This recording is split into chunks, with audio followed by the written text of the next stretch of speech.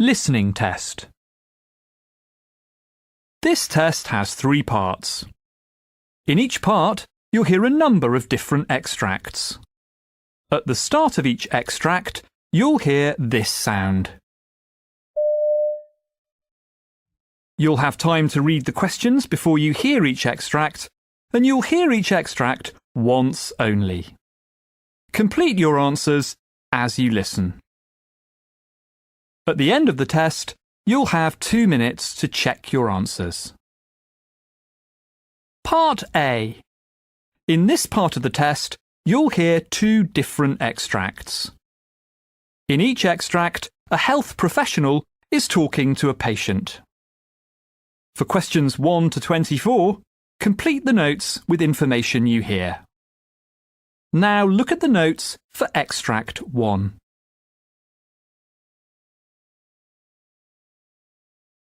Extract 1, questions 1 to 12.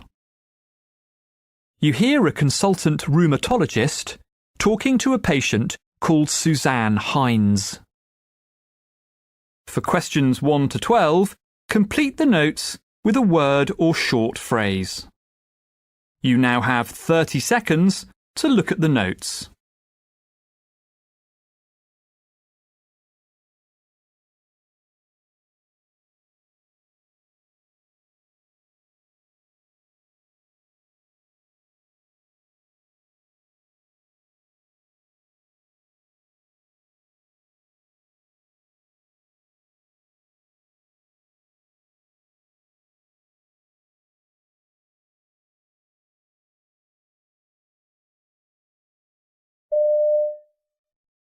Afternoon, Mrs. Hinds. Now, you've been referred to me by your GP. That's right. OK, so I've got some notes here with his referral letter, but it'd be helpful if you could tell me in your own words about the problems you've been having. Well, I've been having various symptoms recently. Apart from generally feeling tired, I've started noticing how chapped my lips were. I'm always using lip salve. Then, on top of that, I began getting quite a few mouth ulcers, and they're really sore. Oh, and something else. I've always gone regularly to the dentist and, well, I used to have the odd filling, but now she keeps finding dental cavities, so I'm always having them done. I see. And does your mouth feel dry? Yes. I'm always sipping water to try and help, but it doesn't really, and my tongue started hurting. I noticed in the mirror it looks, well, cracked is the way I'd try to describe it. My whole mouth feels different. And you've had some eye problems too, I gather. Yeah, they feel dry too. But then some mornings when I wake up, my eyelids themselves feel, well, sticky. The skin area around my eyes itchy too, and I end up rubbing it. I mean, it's particularly bad when I'm somewhere with air conditioning, like at work. And have any over-the-counter treatments helped? Well, I don't fancy putting ointment round my eye, but I do use eye drops, which help, though the effect soon does wear off. I wonder if the drops are causing other problems, like I keep on getting conjunctivitis, and people mention how tired I look. It's so embarrassing. And what about your vision? Is that affected? Well, I must say strong sunlight really does bother me now. I use sunglasses a lot more than I did, and, well, yeah, thinking about it, things do look, well, cloudy occasionally, and that worries me a bit, actually. Yeah, it must do. Is there anything else you've noticed? What about your throat? Well, it's not really sore as such, but from time to time it feels what I call rough. And when I eat, I've always got to have a drink to hand. It can be hard getting stuff down otherwise, to be honest. I've never used to have any problems swallowing food, but I do tend to panic now if I haven't got something to drink while I eat. I don't know if I'm imagining it too, but I could swear my throat's a bit swollen. It's hard to remember how it was before. And is this affecting your job? Is it making things harder at work? Tell me about it. My voice is often strained anyhow, as, well, I'm a tour guide, so talking most of the day. But everything's making that worse, and I often struggle to be heard. And, well, lunchtimes are always rushed anyhow, but now it's taking me longer to eat, and I've got less time than ever. I do wonder if all my years as a smoker are returning to haunt me. I mean, though I smoked about 10 a day for about 15 years, it's a good 12 years since I gave up. Oh, well, that can only be doing you good. And what about your family? Do you know of anyone having similar symptoms to yours? No, not that I know of. My dad always smoked and he didn't have any lung problems as I recall. My gran and aunt suffered from rheumatoid arthritis, though.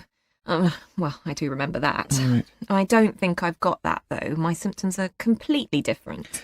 Well, no, but we do need to check possible links. For example, an autoimmune problem. We'll start by checking your saliva production with what's called a saliva flow rate test. Okay, that sounds straightforward. Yes, it's pretty self-explanatory. But I'm also going to recommend a biopsy of your lip, the lower one. Oh, that sounds odd.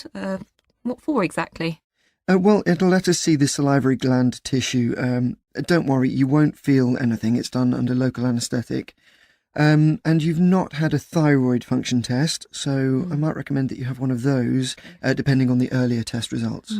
Okay, fine. Well, anything that sorts out this problem. Extract 2. Questions 13 to 24. You hear a gastroenterologist talking to a patient called Toby Smithers. For questions 13 to 24, complete the notes with a word or short phrase. You now have 30 seconds to look at the notes.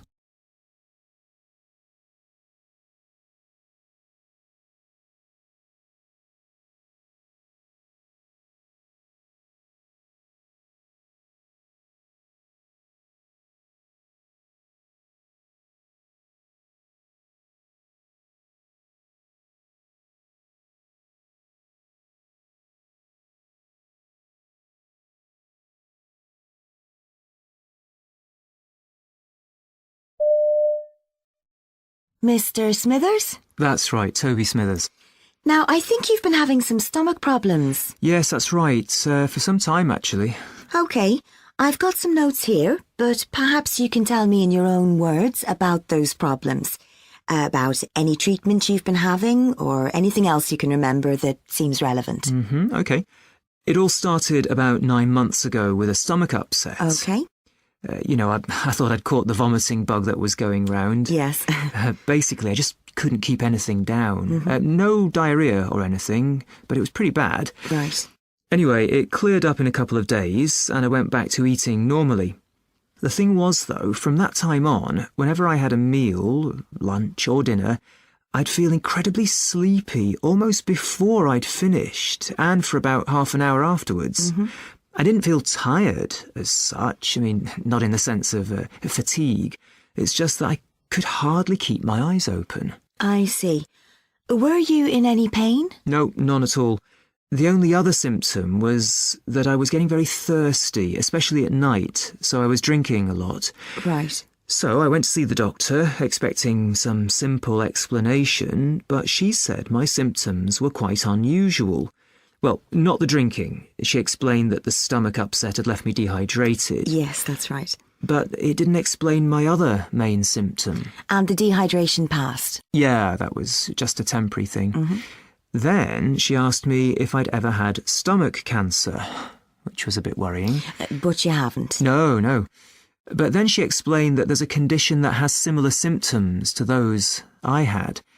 She didn't think I actually had that condition because it generally affects people who've had stomach surgery, and I hadn't.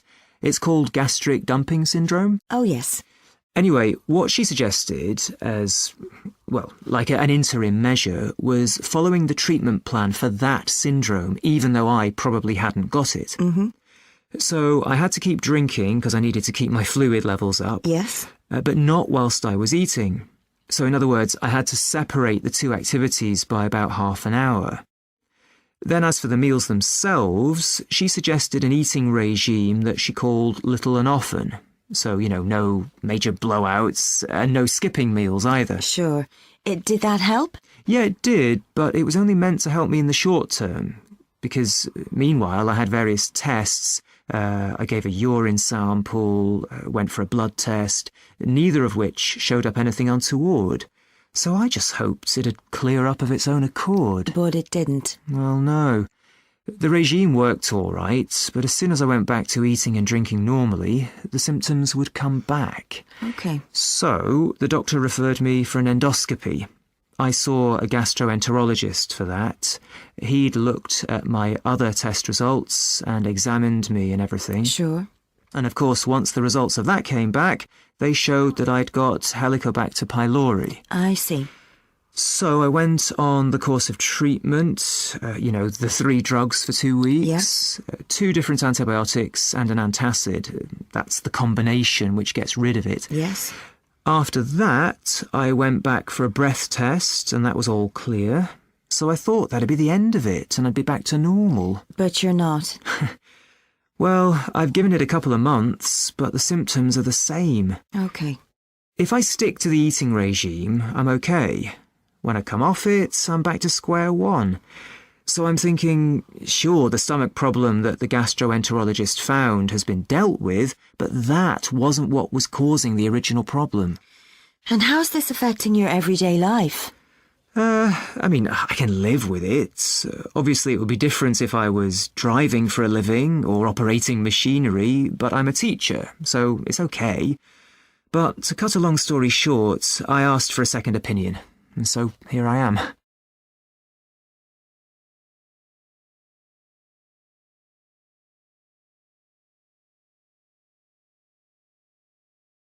That is the end of Part A.